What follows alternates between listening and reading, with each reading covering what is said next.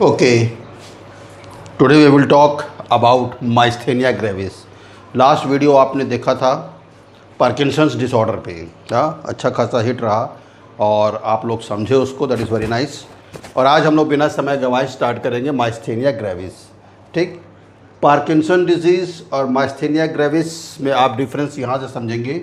पहली बात तो ये है कि that is myasthenia gravis is a neuroskeletal muscle disorder. अब आप इसका नाम क्यों पड़ा हुआ है माइस्थेनिया ग्रेविस, इस थ्योरी से आप समझ जाएंगे। ठीक है, न्यूरोस्केलेटल मसल डिसऑर्डर बेटा भी हम आगे समझाएंगे। ठीक है, कॉजेज स्केलेटल मसल वीकनेस। तो इसका सबसे इम्पोर्टेंट जो वो जो है जो कारक है that is a muscle weakness. ठीक है, दोनों में ही होता है लेकिन फीमेल में ज़्यादा होता है। और जो स्टडी हुई है साइंटिस्ट की उसमें 2:1 का रेशो है, यानी कि अगर दो औरतों को होता है तो उनमें से एक मेल को भी होने के चांसेस रहते हैं। Occurs in both gender but more in women at less than 40 years of age and in male 60 और more than 60 years of age. ठीक है, माइस्थेनिया ग्रेविस पर्सन में have history of rheumatoid arthritis, abnormalities in thymus gland.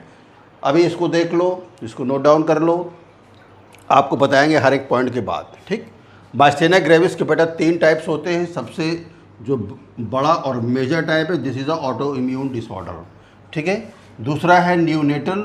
Neonatal में जो है वो जब foetus जो रहता है, सपोज अगर माँ जो है वो माइस्थेनिया ग्रेविस से ग्रसित है और उस it is seen a decrease reflex of sucking में डिक्रीज रिफ्लेक्स रहता है या वेरी वीक क्राई होती है, लेकिन ऑटोमेटिकली ये 3 से 4 महीने में ये क्या हो जाता है, डिसअपियर हो जाता है। ठीक है, इसके मतलब। और तीसरा है कंजेनाइटल की लेकर ही पैदा हुआ अगर कंजेनाइटल कारण इसका है। ठीक है, तो टाइप्स ऑफ माइस्थेनिया ग्रेविस में बेटा 3 टाइप्स है, auto immune, neonatal and congenital. ठीक है, दिस इज़ द बेटा मसल, ये एक मसल है। ठीक है, अच्छा मेन चीज़ इंपॉर्टेंट ये है कि myasthenia gravis is always affected to the muscle which are in your control, that is voluntary muscle. Involuntary तो आपका कंट्रोल में है ही नहीं, तो माइस्थेनिया ग्रेविस हमेशा किस पे असर करेगा, वॉलेंट्री मसल पे। So suppose this is one of the muscle. ठीक है, एक मसल है ये, और तुमको मालूम है कि यहाँ पर ही मोटर न्यूरॉन्स होते हैं और मोटर न्यूरॉन्स के पास यहाँ पर ही सिनेप्टिकल नॉब्स हैं। ठीक है, सिनेप्टिकल नॉब्स, और यहीं से बेटा क्या होता है, न्यूरोट्रांसमीटर्स रिलीज होते हैं। ठीक है, ओके। ऐसे ही इस मसल के पास जो न्यूरोट्रांसमीटर रिलीज होगा उसके यहाँ पर ही क्या रहते हैं, receptors. Actually these are the proteins, these are the neurotransmitters receptors found on the muscle. ठीक है, ये बात तुमको समझ गए, फाउंड ऑन द मसल। हर चीज़ लिखेंगे नहीं, अब थ्योरी समझेंगे। ठीक है, so this is a voluntary muscle, यानी when you have to perform any action, आपको कोई भी काम करना है, सपोज पेन पकड़ना है, चलना है, फिरना है, जो कुछ भी आपको करना है। ठीक है, वो मोटर न्यूरॉन बेटा एक स्पेशल टाइप का न्यूरोट्रांसमीटर्स होता है जिसे बोलते हैं एसिटिल कोलाइन। ओके, ये ध्यान रखो, एसिटिल कोलाइन वो न्यूरोट्रांसमीटर है जो कि मोटर न्यूरॉन से रिलीज होता है। कहाँ पर ही, एट द एंड, जहाँ इसको क्या बोलते हैं, न्यूरो मस्कुलर जंक्शन। मेरी बात समझ गए? तो जहाँ पर ये सिनेप्टिकल नॉब्स आके मिलते हैं और ये रिसेप्टर्स लगे होते हैं मसल के ऊपर, इस जंक्शन को बोलते हैं न्यूरोमस्कुलर जंक्शन। तो जो मोटर न्यूरॉन्स होते हैं वो एसिटिल कोलाइन को रिलीज़ करते हैं। ये जो रिसेप्टर्स लगे हुए हैं बेटा, ये रिसेप्टर्स उस एसिटिल कोलाइन को रिसीव कर लेते हैं। रिसीव कर लेने के बाद क्या होता है, ये अपना एक्शन को परफॉर्म कर देते हैं। एक्शन को परफॉर्म करने के बाद ये मैसेज चला जाता है सेंसरी न्यूरॉन के इसके पास, इसी न्यूरॉन के पास, और वो ACH या एसिटिल कोलाइन का शॉर्ट फॉर्म है ACH, इसको रिलीज़ करना बंद कर देता है। Got the point? ठीक है, सारी कहानियाँ भी इसी पर डिपेंड है। अब 3 कारण हो सकते हैं। पहला कारण ये है, या तो decreased amount of ACH release हो रहा हो, decrease amount of acetyl कोलाइन release हो रहा हो। ठीक है, दूसरा कारण ये हो सकता है कि वेरी एक्सेस अमाउंट ऑफ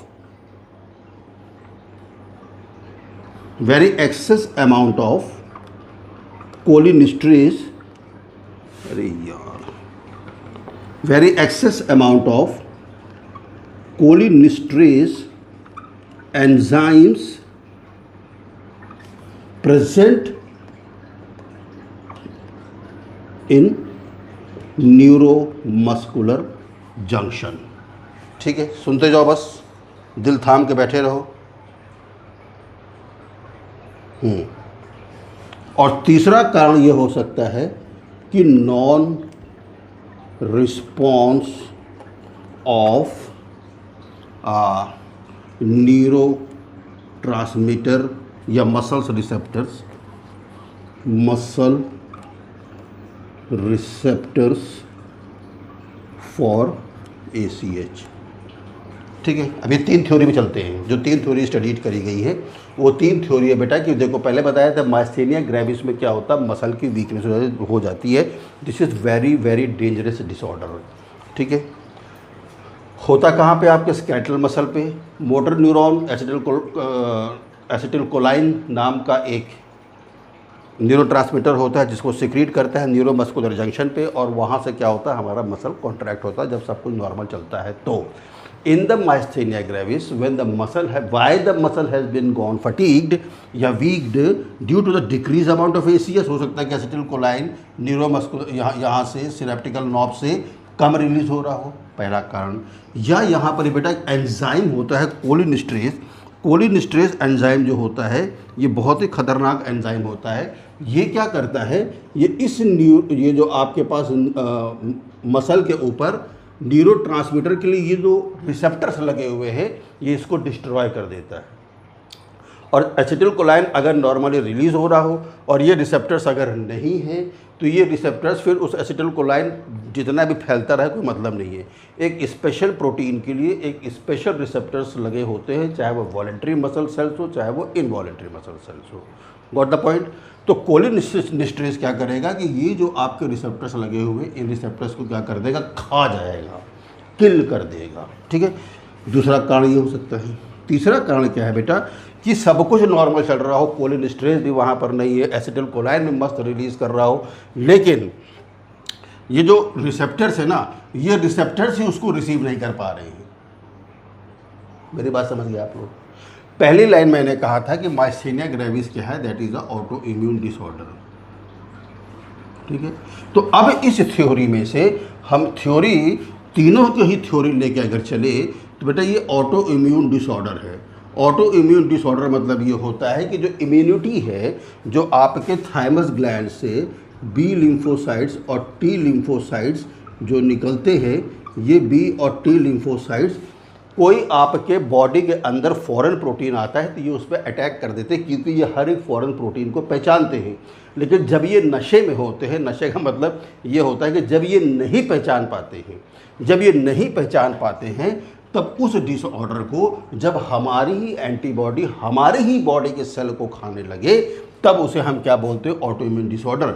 इस कंडीशन में जो ये थाइमस ग्लैंड से निकलने वाला वो जो इम्यून सिस्टम है, जो बी लिम्फोसाइट्स और टी लिम्फोसाइट्स है, वो क्या करते हैं, वो इस रिसेप्टर्स को ही क्या कर देते हैं, खा जाते हैं। इस रिसेप्टर्स को ही क्या कर देते हैं, खा जाते हैं। ठीक है, क्योंकि ये उनके लिए प्रोटीन है, ये उसको खा जाते हैं, उनको नहीं पता कि हम क्या गड़बड़ कर रहे हैं। जब खा जाते हैं बेटा, तो उस कंडीशन ऑटो इम्यून डिसऑर्डर है माइस्थेनिया ग्रेविस। अब इसके कॉजेस क्या क्या हैं, ये तो हमने आपको बता ही दिए हैं। ठीक है, तो बेटा इस कंडीशन में जब एसिटिलकोलाइन यहाँ पर रिलीज हो रहा है और यहाँ पर ऑटो इम्यून डिसऑर्डर की वजह से ये रिसेप्टर्स को बी लिम्फोसाइट्स टी लिम्फोसाइट्स खा चुके हैं, उस कंडीशन में जो वॉलेंट्री मसल्स है वो कॉन्ट्रैक्ट नहीं होते। आप जब चाहेंगे तब वो कॉन्ट्रैक्ट नहीं होंगे। जब नहीं होंगे तो ये क्या हो जाएगा, मसल आपके कंट्रोल में रहेगा नहीं। एसिटिलकोलाइन लगातार रिलीज होए जा रहा है, लेकिन रिसेप्टर्स तो है ही नहीं। जब रिसेप्टर्स नहीं तो मसल कॉन्ट्रैक्ट होगा नहीं, पड़े पड़े ये मसल क्या हो जाएगा, थक जाएगा। कॉन्ट्रैक्चर में चला जाएगा। इस मसल की जो पोटेंसी है वो पोटेंसी ख़त्म हो जाएगी और जो मसल फाइबर्स है वो भी लॉस हो जाएंगे। Got the point? ठीक है, साइन सिम्टम्स देखें। चलो अब जैसे बेटा इसका सबसे जो क्लासिकल साइन सिम्टम है ना, जो आउटस्टैंडिंग साइन सिम्टम्स है, उसको बहुत अच्छा बुक में दिया है, outstanding sign symptoms, that is general fatigue. General fatigue. अब मैं यहाँ पर एक डायग्राम बना देता हूँ जिससे तुमको ये सारी चीज़ें पता चलती रहेंगी। ठीक है, थोड़ा दूर दूर बनाता हूँ ताकि तुमको ये पता चलता रहे। These are the receptors. Receptors को एंटीबॉडीज़ खा गई हैं, या हो सकता है एसिटिल कोलाइन कम रिलीज़ हो रहा हो, या हो सकता है कि वहाँ कोलिनिस्ट्रेसेस ज़्यादा हों। कोलिनिस्ट्रेस एंजाइम वो होते हैं जो इन सारे रिसेप्टर्स को खा जाते हैं, या हमारी बी लिम्फोसाइट्स टी लिम्फोसाइट्स खा गई है, कुछ भी हो सकता है। कुल मिला के ये है कि वॉलेंट्री मसल हमारा कॉन्ट्रैक्ट नहीं कर रहा है। जब कॉन्ट्रैक्ट नहीं कर रहा है बेटा तो क्या होगा, पड़े पड़े जनरल फटीग हो जाएगी। स्टार्टिंग में तो अगर पेशेंट रेस्ट कर लेता है, बहुत ज़्यादा एक्टिविटीज नहीं कर रहा है, यानी कि जो मसल चल रहे हैं उसको तो चलो ठीक है वो चला रहा है, लेकिन जो नहीं चल रहे या धीरे धीरे लॉसेस में जा रहे हैं उसको कुछ लोग क्या कहते हैं, चलाओ चलो एक्सरसाइज करो। नहीं, जितना वो एक्सरसाइज करेगा उतना ये मसल बेटा और बेकार होता चला जाएगा। So rest is very important. तो अगर मान लो कि स्टार्टिंग एज में स्टार्टिंग पीरियड में साइन सिम्टम दिख रहा है तो 2 से 3 मंथ के अंदर हो सकता है कि सब कुछ नॉर्मल हो जाए। मे बी अगर पेशेंट रेस्ट कर रहा है, उसने स्टार्टिंग में ही डॉक्टर को दिखा लिया, स्टार्टिंग में ही पकड़ लिया तो। लेकिन ऐसा कॉमनली कम होता है क्योंकि ये जो मसल की वीकनेस होती है, ये मसल की वीकनेस पूरी बॉडी में धीरे धीरे धीरे धीरे फैलने लगती है अगर पेशेंट उसको निगलेक्ट करना शुरू करता है तो। ठीक है, तो बेटा क्या होता है, weakness of arm and hand.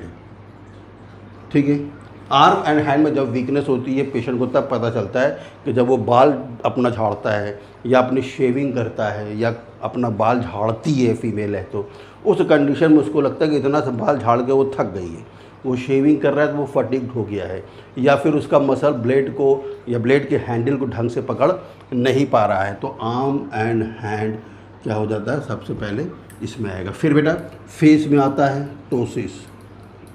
ठीक है, टोसिस मतलब होता है कि आईलिड को वो अपनी बंद ही नहीं कर पाता, खोल ही नहीं पाता, आईलिड ड्रॉप।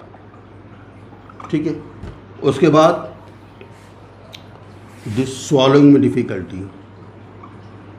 अब तुम देखते जाओ, अब ये बढ़ रहा है धीरे धीरे, है ना। स्वॉलोइंग में डिफ़िकल्टी, चबाने में दिक्कत,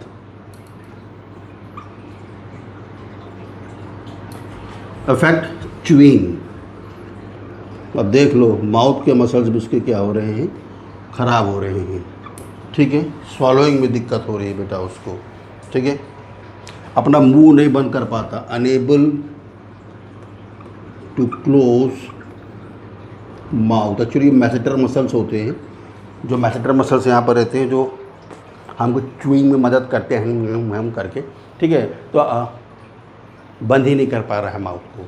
ठीक है, मेरी बात समझ गए। फेशियल एक्सप्रेशन में चेंज हो जाता है, चेंजेस इन फेशियल एक्सप्रेशन, यानी कि वो मुस्कुराएगा और आपको लगेगा कि वो गुस्सा कर रहा है। ठीक है, चेंजेस इन फेशियल एक्सप्रेशन। किताब में बहुत सुंदर लाइन दी हुई है क्लिपिन कॉट में। ठीक है, कि when patient smiles it looks like a snarl, SNARL। उसका मतलब कि गुस्सा, मतलब वो मुस्कुरा रहा है मगर फेशियल एक्सप्रेशन क्या दिखा रहा है कि वो क्रोधित है, ये बेटा गुस्सा है। ठीक है, चलो मैनेजमेंट देखें। ऐसे तो इसका कोई मैनेजमेंट नहीं है, देयर इज़ नो। अच्छा हाँ, इंपॉर्टेंट चीज़ तो भूल ही गए। Okay, sorry. ठीक है, जैसे जैसे बेटा ये साइन सिम्टम्स प्रोग्रेस होते हैं वैसे वैसे ये जो प्रॉब्लम होती है ये रेस्पिरेटरी मसल्स तक पहुंच जाती है, रेस्पिरेटरी मसल्स तक पहुंच जाती है। Got the point. Respiratory muscles तक पहुंचने के बाद बेटा पेशेंट को क्या है, डिस्निया शुरू हो जाता है, क्योंकि वो खुद से अपने से सांस नहीं ले सकता। वॉलंटरी मसल है ना, एसिटिल कोलाइन रिलीज नहीं हो रहा है, या वहाँ पर कोलिन स्ट्रेस ज़्यादा है, या फिर ऑटोइम्यून डिसऑर्डर हो गया है, थाइमस ग्लैंड का प्रॉब्लम, ठीक है। तो डिस्निया, और बेटा इसमें डेथ भी हो सकती है, रेस्पिरेशन अरेस्ट हो सकता है, क्योंकि पेशेंट सांस तो ले ही नहीं पा रहा है। ये सबसे ख़तरनाक है, जैसे जैसे साइन सिम्टम्स बढ़ते चले जाते हैं। ठीक है, चलो मैनेजमेंट देखिए। मैनेजमेंट ऐसे इसका कोई नॉन मैनेजमेंट नहीं है। ठीक है, नो नॉन मैनेजमेंट, मतलब ऐसा नहीं कि एग्जैक्ट यही होना है। ठीक है, लेकिन बेटा एक मेडिसिन है जो जीए में रिवर्सल देते हैं, neostigmine. This is a drug of choice, या प्रोस्टिगमिन भी इसे बोलते हैं। यह एक्चुअली यूज़ करी जाती है कि जब पेशेंट को बेटा it works as a anti cholinesterase. तो जो कोलिनेस्टरेज का फंक्शन है, उस कोलिनेस्टरेज के फंक्शन को ये क्या करती है, ब्लॉक करती है। जैसे हम लोग ने यहाँ पर देखा था ना कि यहाँ पर कोलिनेस्टरेज अगर है तो ये इसको क्या करेगा, यहाँ पर आके बीच में लग जाएगा या इसको खा जाएगा। तो एक्चुअली जब जीए देते हैं तो यहाँ पर आकर लग जाता है, इसलिए पेशेंट का रेस्पिरेशन एनेस्थेटिक्स के कंट्रोल में होता है। फिर आप न्यूस्टिगमिन दे देंगे तो ये कोलिनेस्टरेज यहाँ से हट जाएगा, पेशेंट स्पॉन्टेनियस रेस्पिरेशन लेने लगेगा। तो एक ड्रग ऑफ चॉइस ये भी है विच ब्लॉक्स द फंक्शन ऑफ कोलिनेस्टरेज। ये ड्रग ऑफ चॉइस भी है, ब्लॉक्स द फंक्शन ऑफ कोलिनेस्टरेज। ठीक है, जैसे उसमें लीवोडोपा थी पार्किंसंस डिजीज़ में। ठीक है, ओके बेटा। और अगर मान लो कि ये बढ़ते बढ़ते बढ़ते रेस्पिरेटरी मसल तक पहुंच गया है, पेशेंट रेस्पिरेशन लेने में दिक्कत कर रहा है, तो अपन को क्या करनी पड़ती है, ट्रेकियोस्टमी। ठीक है, अगर पेशेंट का थाइमस ग्लैंड इन्वॉल्व है, उस मसल के रिसेप्टर्स जो कि ACS के रिसेप्टर्स को खाने में या बर्बाद करने में, ख़राब करने में, तो बेटा थाइमैक्टमी भी कर देते हैं। थाइमैक्टमी, थाइमस ग्लैंड को ही क्या कर देते हैं, निकाल देते हैं। ठीक है, अगर स्वॉलोइंग में दिक्कत हो रही है, मतलब दिक्कत हो ही रही है, इफ़ स्वॉलोइंग इज़ डेंजरस, तो पेशेंट को खुद को मुंह से खाने नहीं देते क्योंकि च्यू तो कर ही नहीं पा रहा है, तो क्या दे देते हैं, राइल्स ट्यूब फीडिंग। बहुत ख़राब दशा हो जाती है आगे चल के, इसलिए अगर अर्ली डिटेक्ट हो जाए तो बहुत अच्छी बात है। Got the point. अब इसी में बेटा नर्सिंग मैनेजमेंट है कि अगर ट्रेकियोस्टमी पेशेंट को दिया जा रहा है तो इसमें क्या करना पड़ता है, नर्सिंग मैनेजमेंट में। चलो अब यहाँ हम लोग देख लेते हैं नर्सिंग मैनेजमेंट। नर्सिंग मैनेजमेंट में पहला चीज़ तो ये है बेटा कि पेशेंट को हम लोग अपने से बहुत ज़्यादा पोजीशन चेंज करने नहीं बोलते हैं। ठीक है, so nurse should assist to change the position. ठीक है, assist to change the position,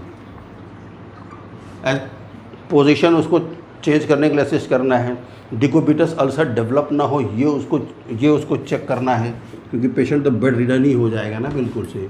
दूसरा चीज़, अगर राइल्स ट्यूब, दूसरा क्या है, एसएस डिकोबिटस अल्सर। ठीक है, दूसरा बेटा अगर राइल्स ट्यूब डाल रहे हैं तो चूंकि पेशेंट का जो गैग रिफ्लेक्स है या जो स्वॉलोइंग रिफ्लेक्स है, ये स्वॉलोइंग रिफ्लेक्स तो ख़त्म हो चुका है ना, स्वॉलोइंग रिफ्लेक्स तो है नहीं तो अपने से खा लेता। तो अब जब अगर राइल्स ट्यूब डालते समय इनकेस GIT ट्रैक्ट में ना जाके वो रेस्पिरेटरी ट्रैक्ट में घुसने लगा है, तो पेशेंट क्या करता है, कफ करने लगता है। कोई भी फौरन बढ़ जाती है रेस्पिरेटरी ट्रैक्ट में तो पेशेंट कफ करने लगता है, खांसने लगता है। यहाँ पर पेशेंट खांस ही नहीं पाएगा, इसीलिए स्किलफुली राइल्स ट्यूब को डालना है, उसमें स्टमक तक डालना है। ठीक है, same as when you are feeding for Ryle's tube, तो बेटा ये ध्यान देना बहुत ज़रूरी है कि राइल्स ट्यूब स्टमक में है कि नहीं है। ये जानने के लिए आपको क्या करना पड़ेगा, एस्पिरेट करते हैं। एस्पिरेट करते समय गैस्ट्रिक कंटेंट जो है अगर वो बाहर आ रहा है, इसका मतलब ये है कि वो अपनी जगह पे है, तभी राइल्स ट्यूब फीडिंग उसको देना है। ठीक है, नाउ तीसरा चीज़, if there is a tracheostomy, अगर ट्रेकियोस्टमी उसका हो रखा है बेटा तो सक्शनिंग करना है। Suctioning not more than 15 seconds, 15 second से ज़्यादा सक्शनिंग नहीं करना है। फिर आपको पेशेंट के घर वालों को भी टीच करना है, टीचिंग। तो पेशेंट जब डिस्चार्ज होता है तो हम वो ले लेता है पोर्टेबल सक्शन मशीन, हम लोग उसको सिखा देते हैं कि कैसे उसको मॉइस्ट करके डिप करके क्या करना है, सक्शनिंग करना है। तो ये हेल्थ टॉक देना है, टीचिंग करना है उसको सक्शनिंग के लिए कि पहले हमेशा ट्यूब को क्या करना, मॉइस्ट करना है। मॉइस्ट करने का मतलब ये नहीं है कि वो हर बार वो लगाए उसके अंदर ज़ैलोकेन जेली, वो वाटर से या नॉर्मल सलाइन से भी क्या कर सकता है, उसको मॉइस्ट कर सकता है और तभी उसको डालना है। ठीक है, हमेशा सक्शन को स्टार्ट करके तब सक्शन के ट्यूब को अंदर डाला जाता है, अंदर घुसड़ के तब सक्शन को कभी भी स्टार्ट नहीं किया जाता है। ठीक है, चलो, अगर पेशेंट थाइमेक्टमी के लिए जा रहा है, if patient is going for thymectomy, तो एक्चुअली थाइमेक्टमी बेटा थाइमस ग्लैंड जो है अब वो जब निकल जाएगा तो हमारे पास जो मेजर एंटीबॉडीज़ है वो मेजर एंटीबॉडीज़ का प्रोडक्शन भी क्या हो जाएगा, बंद हो जाएगा, बी लिम्फोसाइट्स और टी लिम्फोसाइट्स का। जब वो हमारा प्रोडक्शन या उसका मैच्योरेशन बंद हो जाएगा, उस कंडीशन में पेशेंट प्रून हो जाएगा किसी भी इन्फेक्शन को होने के लिए। ठीक है, और सेकंड चीज़ ये है, चूँकि क्या बोलते हैं, पेशेंट को क्या बोलते हैं, उसके बाद सांस लेने में या कफ करने में उसको प्रॉब्लम आ सकती है, उसको चेस्ट की प्रॉब्लम हो सकती है। तो उस कंडीशन में पेशेंट को कफिंग और डीप ब्रीदिंग एक्सरसाइजेस उसको क्या करना है, सिखाना है पहले से प्री ऑपरेटिवली। प्री ऑप ही पेशेंट को कफिंग और डीप ब्रीदिंग एक्सरसाइज सिखाना है उसको। ठीक है, पेशेंट को घर वालों को सिखाना है पोजीशन चेंज करने के लिए, क्योंकि पेशेंट का जब थाइमेक्टमी हो जाएगी तो पेशेंट अगर रिकवर करेगा तो बहुत अच्छी बात है। इन केस अगर थाइमेक्टमी वाला काम उसका ऑटोइम्यून नहीं है, अगर उसका क्या होता है कोलिनेस्टेरेज एंजाइम ने पूरे उसके वो रिसेप्टर्स को खा रखे हैं, तो उस कंडीशन में पेशेंट जब लेटा रहेगा वो खांसी करके कुछ नहीं बता पाएगा। ठीक है, लेटे उसको क्या हो जाएगा, उसका जो म्यूकस है वो म्यूकस जमता रहेगा, खांस करके उस म्यूकस को बाहर निकाल नहीं पाएगा तो it can develop into the pneumonia. ठीक है, तो इन सारी नर्सिंग जो वो हैं प्रोसीजर्स हैं उसको पेशेंट को भी समझाना है और नर्सिंग स्टाफ को भी हमारे ये करना है। I think you got the point what is the myasthenia gravis. आज तक आप इसकी सिर्फ सिंपल सी बात समझे थे, लेकिन अगर आपको लग रहा है कि ये टॉपिक, ये कंटेंट आपके लिए बहुत यूज़फुल रहा, बहुत डीप आपने इसमें स्टडी करी हुई है, आपको डीप बताया गया है, तो बेटा चैनल को लाइक करना, इसको शेयर करना, कमेंट करना और सबसे इम्पोर्टेंट सब्सक्राइब करना। कुछ भी पॉइंट समझ में नहीं आया, चाहे कोई भी इस वीडियो को देखे, A to Z whoever has seen this video or going to be see this video after uploading, in that case if any query is there, you please ask your query in the comment. Thank you.